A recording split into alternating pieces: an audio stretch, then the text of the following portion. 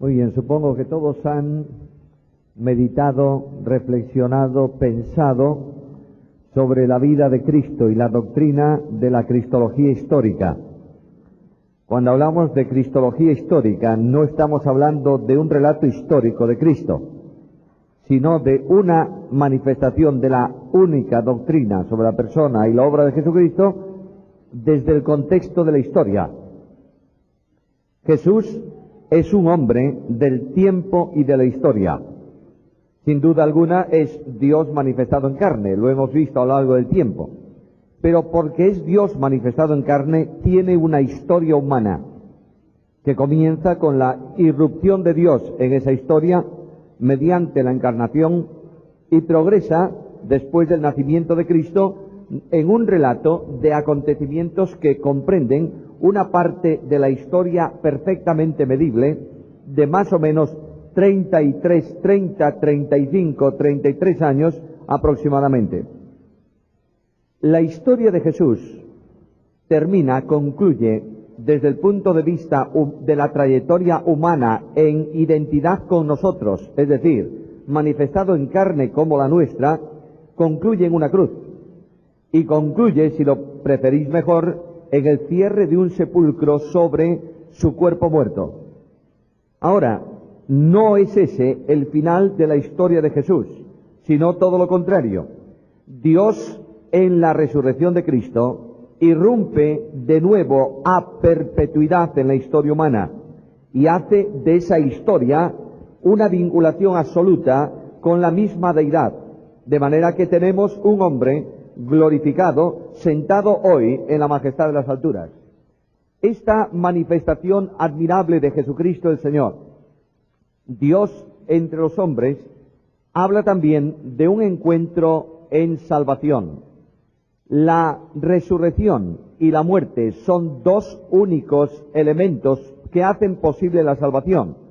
Sin muerte no habría redención, ni justificación, ni expiación, ni propiciación.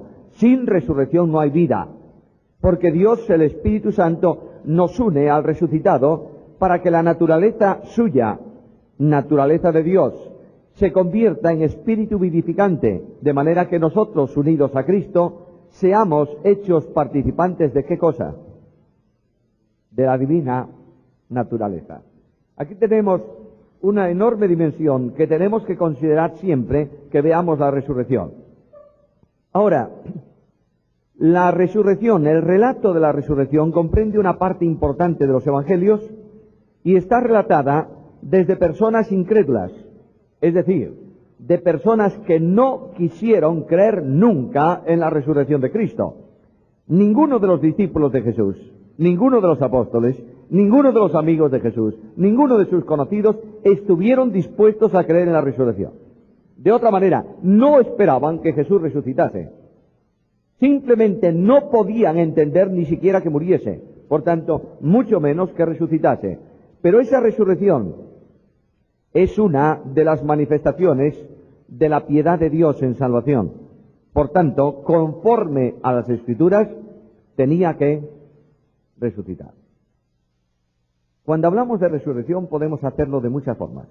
Una, desde la forma tradicional o habitual de afirmar la resurrección primero y luego poner las pruebas tangibles de la resurrección. Yo sé que esto lo conocéis todos. Sé que sabéis muy bien, a la luz de la Escritura, que Jesús resucitó primero, es base de nuestra fe. Si no crees en la resurrección, no hay salvación. Si no crees que el Hijo de Dios resucitó de entre los muertos, no hay perdón de pecados, porque Él fue entregado por nuestros pecados y resucitado para nuestra justificación. Luego, si no hay resurrección, no hay justificación. Yo sé que todos creemos en la resurrección, pero los argumentos sobre las evidencias de la resurrección son múltiples y están bien conocidos o notorios en la Biblia. De manera que podemos argumentar, por ejemplo, la resurrección evidenciada sobre la mentira de los propios judíos, que afirmaban que los apóstoles, los discípulos, vinieron de noche y cuando la guardia romana estaba dormido, ellos tomaron el cuerpo y lo llevaron. ¿Quién da testimonio de eso? Los mismos guardias romanos. ¿Cómo sabían que habían sido los discípulos si estaban durmiendo? No podían saberlo. Es una burda mentira para justificar lo injustificable. Pero no me interesa tanto considerar hoy con vosotros la resurrección desde esta óptica, sino que vamos a estudiarla primeramente desde las fuentes y los hechos mismos de la resurrección. Las fuentes que transmiten la resurrección son de distinta índole. En primer lugar, están fuentes confesionales, es decir, aquellas fuentes que circulaban como evidencia o manifestación de fe en la iglesia primitiva. Dentro de las fuentes confesionales hay tres tipos: fuentes simples, fuentes ampliadas y fuentes completas. Abramos la Escritura para ver un ejemplo de fuente simple. Filipenses capítulo 2, versículo 11. ¿Qué dice? Lo leemos, por favor. Dios le exaltó hasta lo sumo. Si anteriormente ese pasaje dice que estuvo muerto, ¿qué quiere decir? Que resucitó. Esa es una confesión simple de fe. Otra confesión ahora ampliada, un ejemplo de confesión ampliada. Romanos 1, 1 al 4. De manera que en esa cláusula es una cláusula de fe bastante amplia, en donde se habla del Evangelio de Dios que ha sido proclamado acerca de Jesucristo el Señor, que además era linaje de David, que estuvo muerto, y finalmente esa cláusula dice que fue levantado, es decir, que resucitó de entre los muertos. Como veis, frente a una definición rápida, breve, hay otras definiciones ampliadas un poco más altas, más amplias. Y finalmente menciono una que vamos a tener delante, que es una confesión de fe completa. Primera carta a los Corintios, capítulo 15, versículos 1 al 11. Aquí tenéis una amplia declaración de fe. Una declaración de fe que tiene que ver con la síntesis del Evangelio que Pablo y los apóstoles predicaban y que comienza diciendo que Cristo murió por nuestros pecados, que Cristo fue sepultado, que Cristo resucitó al tercer día, y luego presenta evidencias de esa resurrección. Se apareció a Cefas, se apareció a los 12, se apareció a 500 hermanos y finalmente se me apareció a mí. Por tanto, aquí tenéis una declaración de fe amplia, tres fuentes, por tanto, en la base de fe. ¿Por qué estudiar la resurrección de esta manera si tenemos los evangelios? El mundo liberal niega la historicidad de los evangelios. No sé si sabéis lo que estoy diciendo. El mundo liberal dice que los evangelios no son relatos históricos de la vida de Cristo, sino que son composiciones pseudo-históricas para justificar la fe que la Iglesia tenía en Cristo.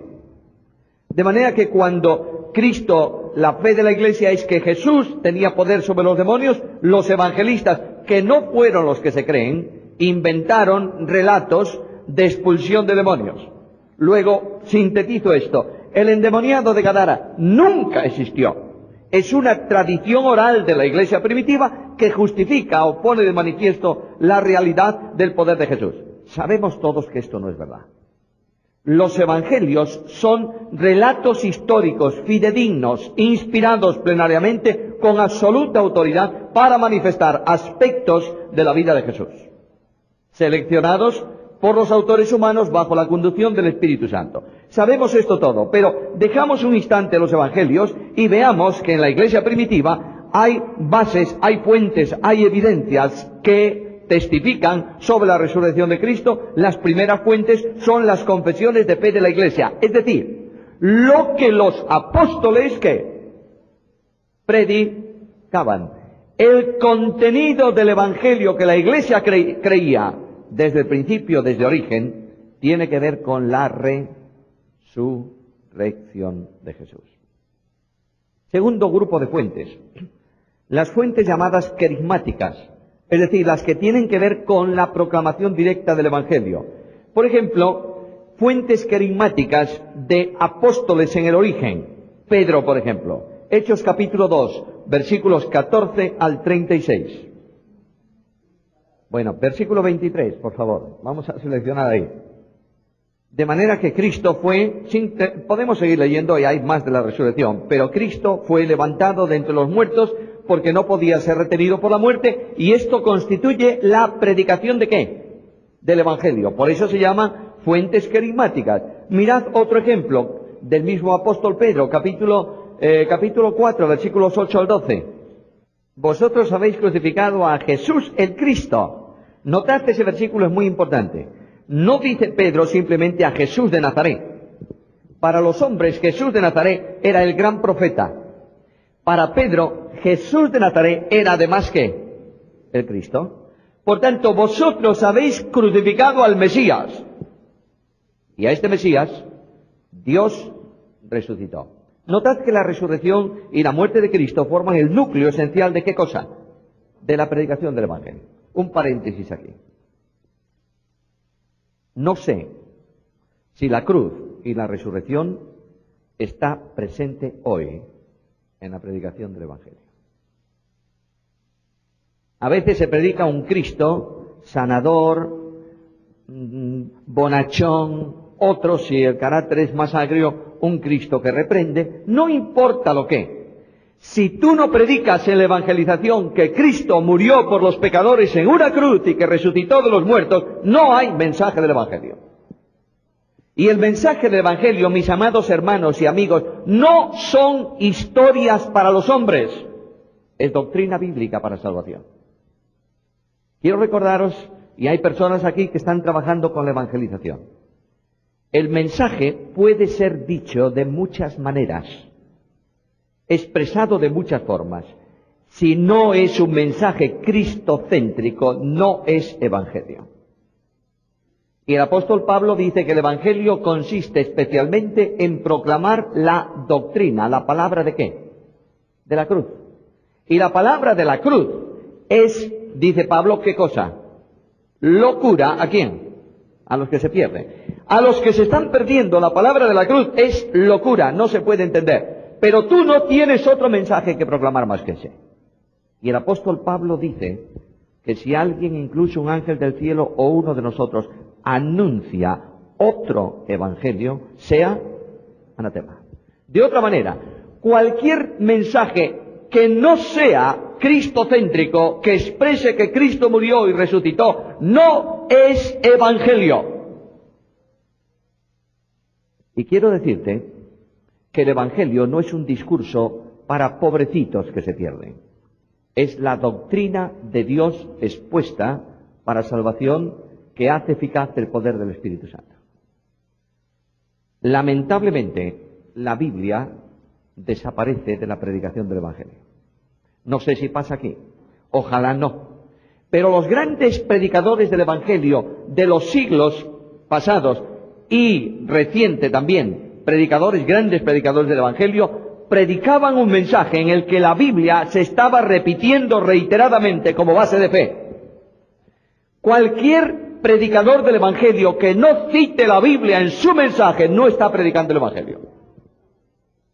De la misma manera que cualquier expositor bíblico que no sustente todo cuanto dice en textos bíblicos no está enseñando conforme a la voluntad de Dios. La Biblia es el núcleo de la evangelización. Comentaba con un hermano amigo estos días ese predicador, gran predicador que ha sido Billy Graham. ¿Sabéis cómo cómo eran los discursos evangelísticos de Billy Graham después de la introducción? Permanentemente en su mensaje decía, ¿qué frase? La Biblia dice, la Biblia dice, la Biblia dice. Lee los discursos de Spurgeon en la predicación del Evangelio. ¿Hay contenido bíblico? Naturalmente que sí. No hay posibilidad de ser de bendición ningún mensaje de los hombres. Dios no bendice palabras de hombre, bendice su palabra y honra su palabra. Por tanto, hemos de predicar la palabra. Aquí tienes hombres en Hechos de los Apóstoles, apóstoles de Cristo, que están predicando un contenido doctrinal profundo en la evangelización. De la misma forma que hay fuentes carismáticas, fuentes evangelísticas en Pedro, también a San Pablo. Menciono un ejemplo de los muchos, Hechos capítulo 13. Buscaré ahí un par de textos. Versículo 16. Bueno, ahora, por favor, el versículo 30 y 31. Bueno, no hace falta más, ¿verdad? Ahí está de nuevo, en un sermón evangelístico, ¿qué cosa? La resurrección de Cristo. Tenemos entonces fuentes confesionales, fuentes carismáticas, fuentes narrativas o, de otra manera, más técnicamente, fuentes cristofánicas, es decir, manifestaciones visibles de Jesús. Estas fuentes se dividen también en dos, personales y apostólicas, según relaten manifestaciones a personas o manifestaciones a los apóstoles. Miremos un ejemplo de manifestación personal. Mateo capítulo 28, versículos 9 y 10. Bueno, es el testimonio de la manifestación del resucitado. ¿A quién? A las mujeres. Y estas mujeres son encomendadas para llevar el mensaje de la resurrección ¿a quiénes? Qué curioso. Yo siempre pensé que tenían que ser los apóstoles los que enseñaran a las mujeres, y resulta que son las mujeres las encomendadas para llevar el mensaje a los apóstoles. Además de esto, otro ejemplo en Juan capítulo 20, versículos 11 al 18. Muy bien, María Magdalena ha visto al Señor. Y una referencia final la tenéis en Lucas capítulo 24 con los discípulos de Maús. Es muy interesante ese relato porque a veces también hablamos muy mal de los discípulos de Maús. Decimos qué incrédulos, en fin, no sé cuántas cosas porque no conocieron al Señor. Dice el Evangelio, y Marcos también lo confirma, que el Señor se les manifestó de otra manera o de otra forma. Luego la presencia visible de Cristo no adaptaba, no se manifestaba en la forma específica en que ellos estaban acostumbrados a verlos, sino de otra forma, en otro aspecto. Indudablemente, ese pasaje relata la incredulidad de personas que, a pesar de que conocían las Escrituras, no estaban dispuestos ¿a qué? A creer en la resurrección.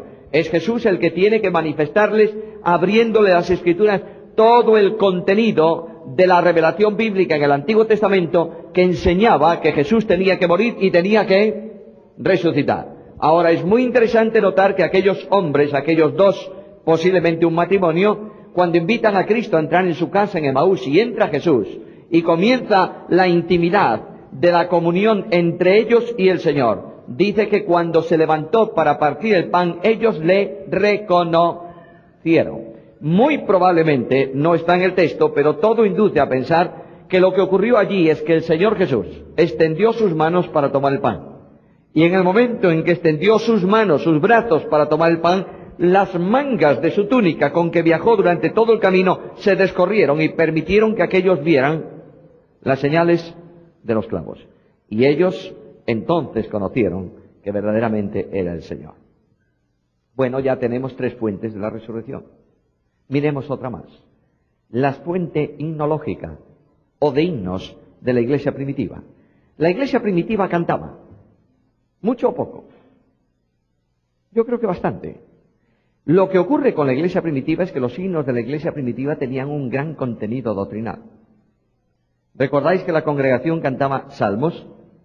Es decir, partes del salterio hebreo, cantaba himnos que son expresiones más largas de contenido espiritual y doctrinal, y cantaban canciones espirituales, partes más breves que expresaban de alguna manera una doctrina. Por ejemplo, una canción espiritual está en la carta a Timoteo cuando dice que este es grande el misterio de la piedad, Dios fue visto de los ángeles.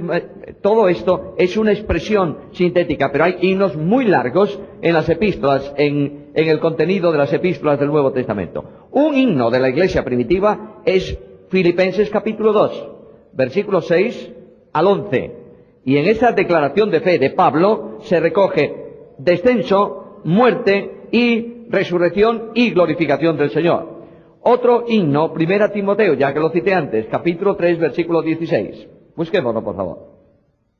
1 Timoteo 3, 16. De manera que si Cristo fue recibido en gloria, ¿qué significa? Que resucitó. Finalmente, otra fuente son confesiones. Y existen formas muy breves a lo largo de todo el Nuevo Testamento que unen el nombre de Jesús el Señor, con un predicado nominal o verbal. Por ejemplo, a Jesús se le llama Señor, ¿no es esto? A Jesús se le llama el Señor que vive, o el Señor que ha resucitado. O una fórmula brevísima es esa expresión Maranatá. O algunos dicen Maranata, el Señor viene o vuelve. Luego, si el Señor viene, si el Señor vuelve, es que el Señor ha resucitado. Y si Jesús es el Señor, ¿qué significa eso? ¿Que resucitó? Un señor que ejerce señorío no está muerto, está vivo. Bueno, una fuente más. Las fórmulas. Existen fórmulas de varios miembros en el Nuevo Testamento. Unas que unen la muerte con el significado de la salvación. Primera Tesalonicenses 4:14. Voy a citar unos cuantos ejemplos. Primera Tesalonicenses 4:14. ¿Qué dice? Bueno, ahí tienes una fórmula doctrinal. Creemos que, por tanto, consecuencia, se va a producir esto. Otras unen la muerte de Cristo con el poder que tiene el crucificado ahora como resucitado Señor. Romanos capítulo 1, versículo 3.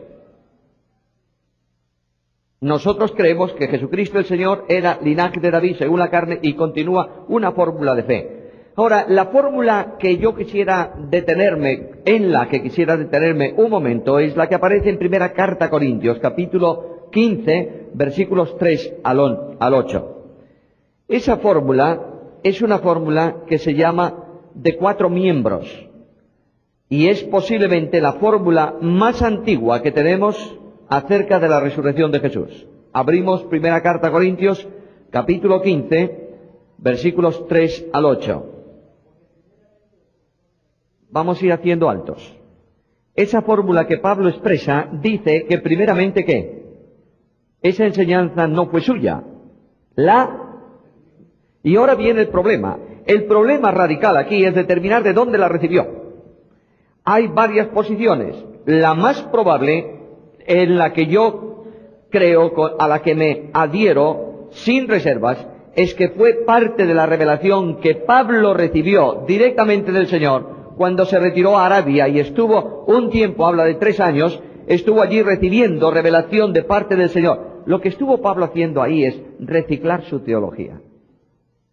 Pablo era un hombre conocedor tremendo de las Escrituras y está tratando de ajustar lo que la teología de los judíos impedía por conceptualidad. Es decir, ellos tenían asumida un sistema y encajaban la Biblia en el sistema y Pablo tiene que romper el sistema para ver las cosas del Antiguo Testamento conforme a la voluntad de Dios. Probablemente Pablo lo recibió ahí. Yo creo eso. Pero hay otros hermanos que piensan que Pablo recibió esto como parte de la enseñanza fundamental, de la doctrina fundamental que se daba a los recién convertidos en la iglesia. Recordáis que cuando una persona se convertía en la iglesia primitiva, antes de ser bautizado, la iglesia normalmente le enseñaba conforme al mandato de Cristo, le recordaba todo lo que Cristo había enseñado. Un paréntesis aquí. Cuando una persona se convierte en una de nuestras iglesias, aparte de contentarnos mucho y anunciarlo públicamente, ¿qué hacemos con él o con ella? Le damos un himnario, generalmente, para que pueda cantar nuestros himnos. ¿Es malo? No, es muy bueno. Y además, casi le asignamos un sitio en la congregación. En este banco no, porque es el que habitualmente usa don fulano de tal. Puede usted sentarse por aquel lado. ¿Y qué más? Muy poquitas cosas más. Cuando una persona recibe a Jesús, hay que poner a otro creyente a su lado que le instruya en ¿qué? En la doctrina fundamental. Un recién convertido no le puedes hablar de la unión hipostática, ¿está claro? Naturalmente. Pero tienes que hablarle que Jesucristo es el Señor. Y demostrarle con la Escritura, darle con la Escritura una panorámica urgente de base de fe, para que él pueda saber qué cosa está creyendo y qué cosa está enseñando el Señor. Es probable que Pablo recibiese una cierta instrucción en este sentido, pero la formulación de Pablo es mucho más extensa que para reducirla a un aprendizaje de este tipo. También puede ser que Pablo haya recibido esto de otras personas. Por ejemplo, el Señor envió, cuando Pablo estaba ciego en la prisión, ¿a quién? ¿Cómo se llamaba aquel hombre? Ananías. Lo cierto del caso es que Pablo dice que lo que él está enseñando no es invención suya, sino que lo recibió. Sigamos. Primera cuestión, esa fórmula expresa 3 cosas o 3 hechos. Cristo murió. Segundo, Cristo fue sepultado. Tercero, Cristo resucitó. Todo eso está vinculado con algo. Cristo murió, ¿por qué? Por nuestros pecados. Luego, la muerte de Cristo no fue un accidente histórico, fue algo que tenía que ocurrir soteriológicamente para pagar el precio de nuestros pecados. Segundo, Cristo resucitó. ¿Cómo? Conforme a las Escrituras. Luego, el acontecimiento no es una novedad, estaba ya anunciado. Y tercero, Cristo se apareció, ¿cuándo? Al tercer día. Luego, en esa manifestación, la muerte se vincula con el precio por el pecado, la resurrección con lo que Dios había determinado y la aparición con la evidencia de que aquel que había estado muerto realmente al tercer día, no fue 2 horas después de la cruz, fue ya un tiempo después, evidencia de que Jesús había muerto y había resucitado. Ahora, la resurrección y las apariciones del Señor se producen en un lugar concreto, donde el resucitado entra de nuevo en la historia y se inserta definitivamente en la historia de la humanidad. Entró por la concepción como hombre, murió, fue resucitado y entra de nuevo en una nueva historia en la cual todas las cosas viejas son hechas nuevas. Ahora, no es necesario entender claramente que la experiencia de las apariciones,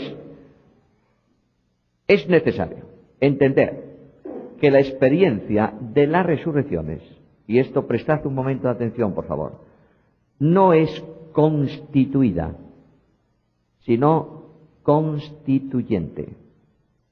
Es decir, las apariciones no se establecen en razón a una fe, sino que las apariciones constituyen evidencias de fe. ¿Está claro?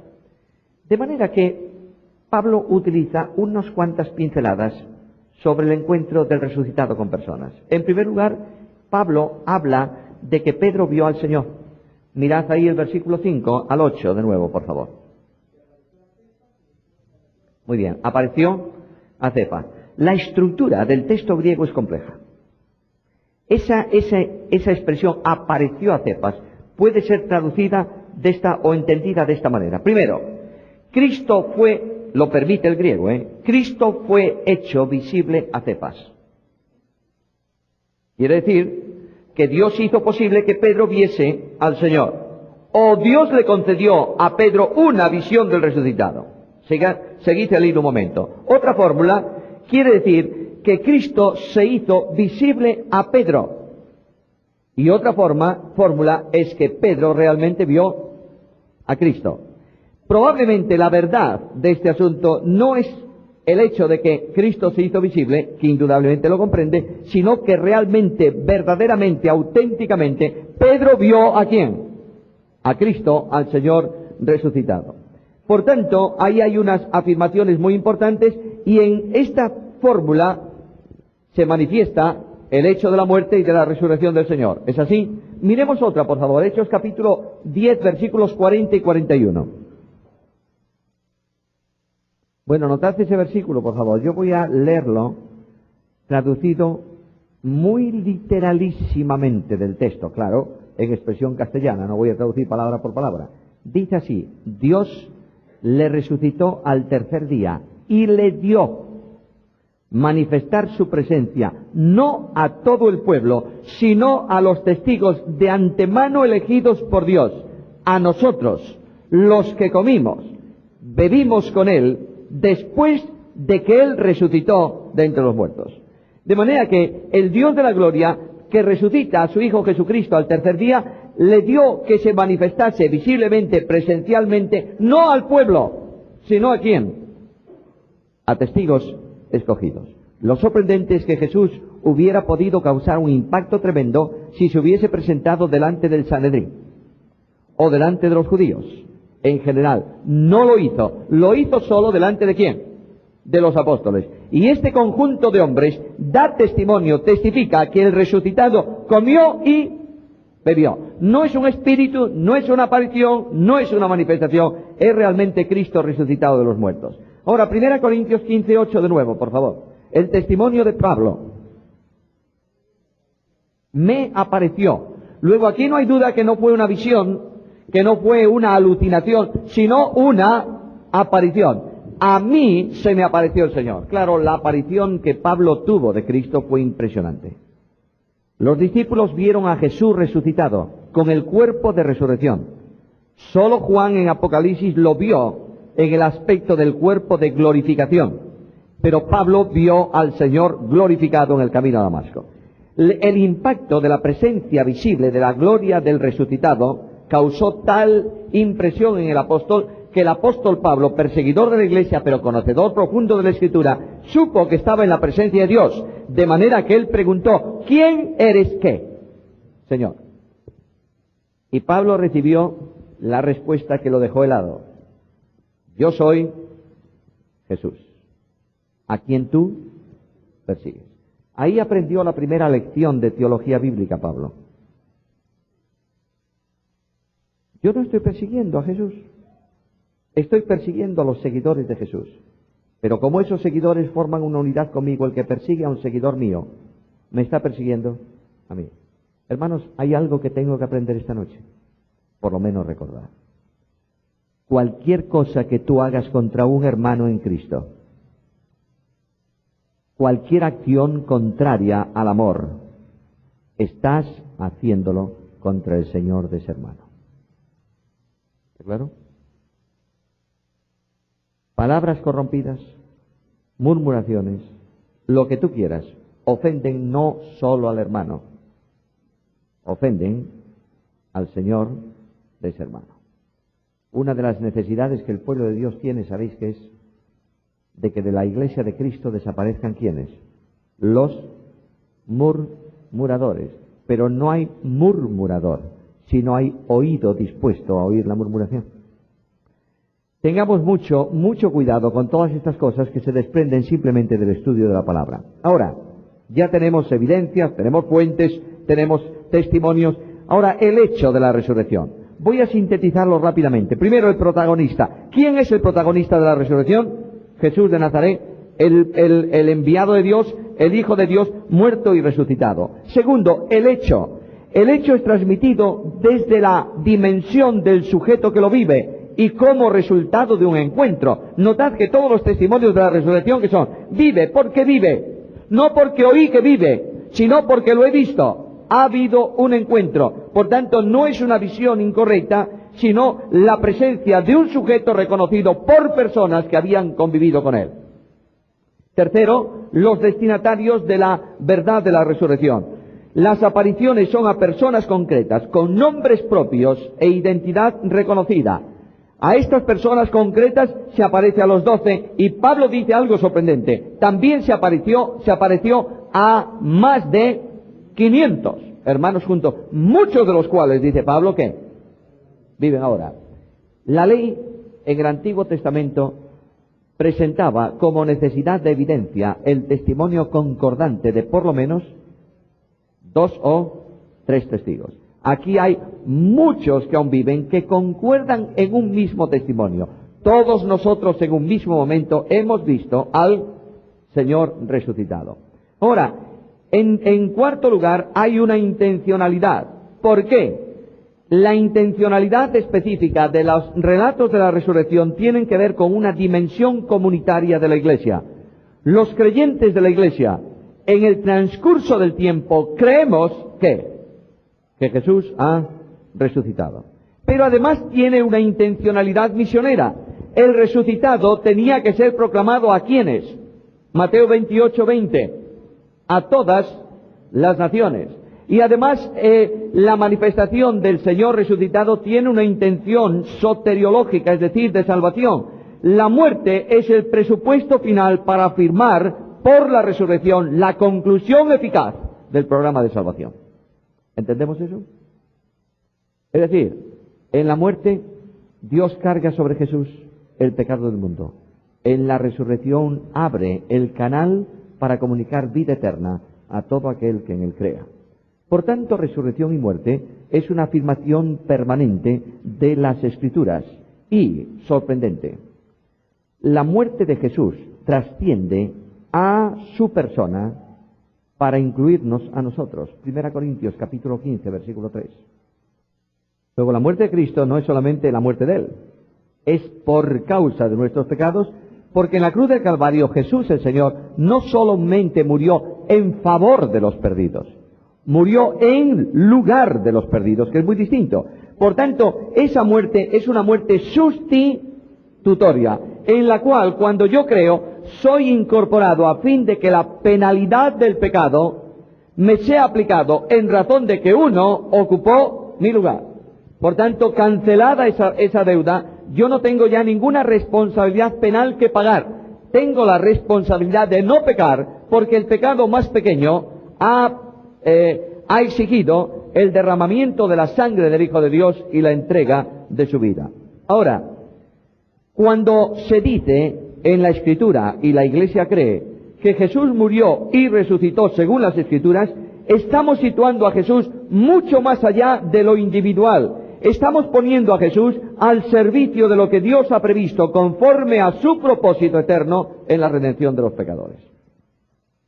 Dios en el plan eterno de redención determinó que su Hijo muriese, sí, y determinó que su Hijo resucitase, naturalmente, y determinó que su Hijo fuese entronizado, por supuesto que sí. Por tanto, sin la resurrección no hay comprensión posible ni ejecución vital del plan de redención. ¿Entendemos?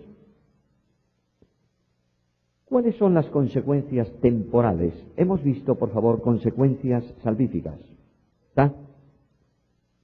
Yo creo que os veo, o yo estoy enrollando mucho el tema hoy, o os veo un poquito despistados. Claro, nos metimos por fuentes, nos metimos por... Y yo sé que son cosas que no se mencionan demasiado. ¿Está? A lo mejor hay alguno que lo está oyendo por primera vez, pero tenemos que estudiar así la Biblia también, ¿eh? Hemos visto la intencionalidad. ¿Por qué tuvo que resucitar? ¿Cuál fue la razón? ¿Está claro? Bien, ahora veamos las consecuencias de esa resurrección. Las consecuencias en relación con el hombre, por eso se llaman temporales porque están en el tiempo, y antropológicas porque corresponden al hombre. La primera consecuencia es la revelación de Jesús para un encuentro con Jesús. El hombre se encuentra con el resucitado. La transformación de los discípulos en hombres nuevos que entienden lo que no entendían antes y que predican con denuedo el Evangelio es la consecuencia de un encuentro ¿con quién? Con el resucitado. El encuentro en vida en el reino es consecuencia también de la acción liberadora de Dios. Mirad Colosenses capítulo 1, versículo 13. Luego, el traslado liberador y salvador al reino se produce por un encuentro espiritual ¿con quién? Con el Hijo. ¿En quién estamos? No hay vida eterna sin posicionamiento en el Hijo. No hay posicionamiento sin resurrección. ¿Está claro? Muy bien. Ahora, la Iglesia, por la resurrección, surge en el resucitado.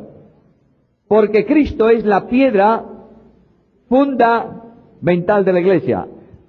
Notáis que hay que expresar principios bíblicos en una forma muy concreta. ¿Por qué motivo decimos que la Iglesia surge en el resucitado? ¿Por salvación en el resucitado? Claro. ¿Por comunión de vida en el resucitado? ¿Verdad? ¿Por identificación en el resucitado? Seguro. Y por sustentación en el resucitado. La Iglesia se sustenta en el resucitado Señor sobre la piedra viva. Mirad, hay dos referencias que hablan de Cristo como sustentador de la Iglesia, una en su ministerio. Cuando dice, yo soy el buen pastor, conozco mis ovejas, las mías me siguen, les doy vida eterna, no perecerán jamás ni nadie las arrebatará. ¿De dónde? Luego ahí tienes la sustentación. Las ovejas de Cristo, que son cada uno de los creyentes y la Iglesia en conjunto, están ¿en dónde? En su mano, mano de omnipotencia. Y la protección a ese pueblo para que nunca caiga de la gracia obedece a la acción también del Padre, que dice, mi Padre que me las dio es mayor que todos y nadie las arrebatará. ¿De dónde? Luego lo que hay ahí es una figura hermosísima. Cristo pone la base de sustentación, el Padre pone la base de protección cerrando su mano sobre la mano del Hijo. ¿Dónde estamos nosotros? Entre la mano del Hijo y la mano del Padre. Por eso tenemos seguridad de salvación, perdón de pecados y vida eterna. Y cuando el Padre, que es lleno de amor y misericordia, conoce que yo necesito una experiencia especial de prueba en mi vida para fortalecer mi fe, separa un poco los dedos de su mano, estoy hablando en parábolas, y permite que entre la aflicción del exterior a mi experiencia de vida, pero nunca dejo de estar en la mano de Jesús. Por eso el Salmo dice, con Él estaré yo en la angustia. Ahí tenemos la enorme bendición de eso. Y además de eso, el resucitado permite, exige la comunicación del mensaje de salvación ¿a cuántos? A todas las naciones. Bueno, ¿cuántas cosas sobre la resurrección? Muy bien. Veamos ahora, por favor, formas de ver la resurrección. En primer lugar, hay una forma materialista, liberal, que se llama la forma biologicista. Bios, vida, biólogo, el que trata de vida, logos, predicación sobre esa forma de vida. Biologicista significa aspecto simplemente de un resucitado como otro cualquiera. Para estos, la resurrección de Cristo es idéntica a la resurrección de Lázaro, por ejemplo. Simplemente una suspensión de la muerte temporal para un retomar a la vida biológica, y luego después se produciría en el tiempo la muerte. Hay cientos de malos libros que dicen que en la cruz Jesús no murió. Simplemente quedó en un estado casi, ¿cómo lo diría yo? En una situación de coma, del que vuelve en la tumba y entonces resucita físicamente, y algunos incluso lo sitúan camino de la India, donde algunos dicen que incluso se casó y tuvo descendencia. Bueno, Dios les perdone. Pero lo que es cierto que es la forma más natural, pero menos espiritual, de ver la resurrección. Otra es la forma que se llama idealizadora o desmitificadora o desmitificante, que es una de las formas del liberalismo. Es decir, el Cristo de la Biblia no resucitó, pero como necesitamos como fe salvadora que resucitase, que Jesús resucitase, al fin y al cabo Jesús fue un hombre normal y corriente, dicen los liberales, en el cual Dios estuvo presente durante su ministerio. Pero en la cruz del Calvario Dios abandonó a ese hombre y ese hombre murió, nunca más resucitó. Pero como quiera que el Dios que lo habitó vive, la Iglesia inventó una resurrección. Esto hay que desmitificar, desmitologizar la Biblia. Y este es uno de los grandes mitos de la Biblia para estos que, diciéndose cristianos, son contrarios a la verdad del cristianismo. Otra forma de ver, la única posible forma de ver, es la forma teológica. Esta forma describe la resurrección de Cristo como una acción omnipotente de Dios, en el cual las tres personas divinas intervienen para que el cuerpo muerto de Jesús sea levantado del sepulcro en unidad con su parte espiritual que había sido encomendada en la mano del Padre, y reciba a Jesús como modelo de hombre el cuerpo de resurrección. En primera carta a los Corintios, capítulo 15, voy a añadir algo a esas notas. En la carta primera a los Corintios, en el capítulo 15, se habla del cuerpo de resurrección, ¿verdad? ¿Sí? Y dice que el cuerpo de resurrección es un cuerpo espiritual. Y es un cuerpo con unas características sorprendentemente distintas al cuerpo nuestro. A veces nosotros tenemos la idea de que cuando nuestro cuerpo sea depositado en la tumba, va a resucitar este mismo cuerpo, un poco distinto, pero el mismo cuerpo. Yo tenía un hermano muy cariñoso, muy querido en nuestra iglesia, que un día hablamos de la posibilidad de donar órganos para beneficiar a otras personas que tienen necesidad, ¿verdad? Y este hombre se enfadó violentamente. Y cuando salía, me dijo: lo que queréis decir vosotros es que yo puedo, por ejemplo, si tengo dos, dar un riñón. Yo le dije, pues, naturalmente que sí. ¿Sabéis qué me dijo? Bueno, entonces, si viene el Señor, ¿qué? Lo que él pensaba es que el hermano o la persona que había recibido su riñón se quedaba sin riñón si venía el Señor, porque le sería arrancado el riñón de él para el cuerpo de resurrección. El apóstol Pablo dice que lo que se siembra es una semilla de trigo. ¿Sale esa semilla? No, sale un trigo procedente de la semilla. La identidad de ese trigo que sale es el resultado de la comunicación de vida propia de esa semilla transformada en otra cosa, ¿no es esto? De la misma manera, nuestro cuerpo que es enterrado no va a salir así, sino que va a sernos dado un cuerpo nuevo de resurrección en identificación personal con la persona que ha muerto y ha sido sepultada. ¿Lo tenemos claro? Si no, el proceso sería tremendo. Tú imagínate un cristiano que es entregado en un circo romano a las fieras.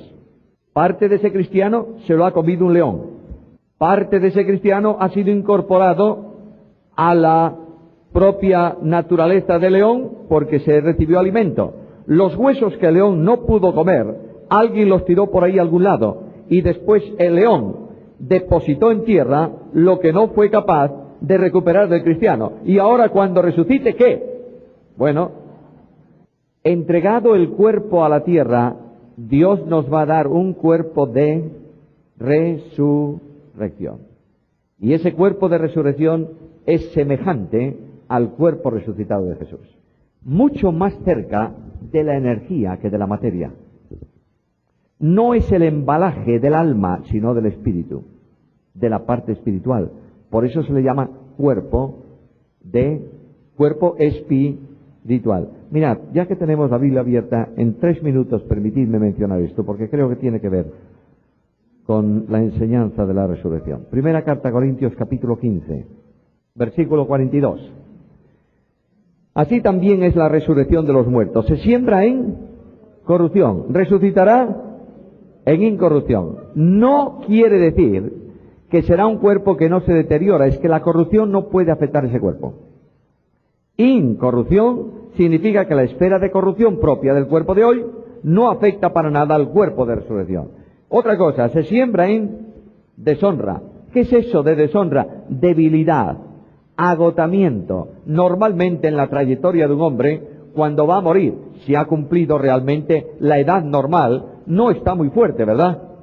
Yo me doy cuenta hoy, y ya tengo unos cuantos años, me doy cuenta que cuando yo era un muchacho joven, en mi ciudad, que es una ciudad toda en cuestas, porque está edificada sobre 5 montes, una de las competencias que hacíamos los jóvenes era salir de la iglesia y ver quién llegaba antes a un cruce en la parte más alta de la ciudad.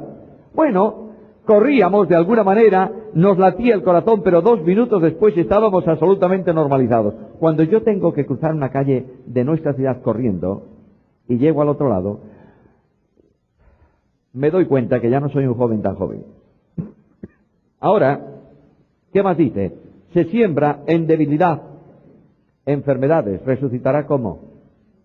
En poder. Y finalmente se siembra cuerpo y resucita. Es decir, nuestro cuerpo hoy está adaptado a la necesidad de algo interior que maneja nuestra vida, que es el alma, el ánima. Dios nos sopló en las narices del primer hombre aliento de vidas plural y nos comunicó vida biológica que se sustancia en lo que se llama alma y vida espiritual, la parte más alta del espíritu. Cuando Cristo resucitó, Cristo podía entrar en una habitación que tenía las puertas ¿cómo? Cerradas. Cristo desaparecía inmediatamente. Cristo se manifestaba de otra forma, pero Jesús dijo algo muy serio.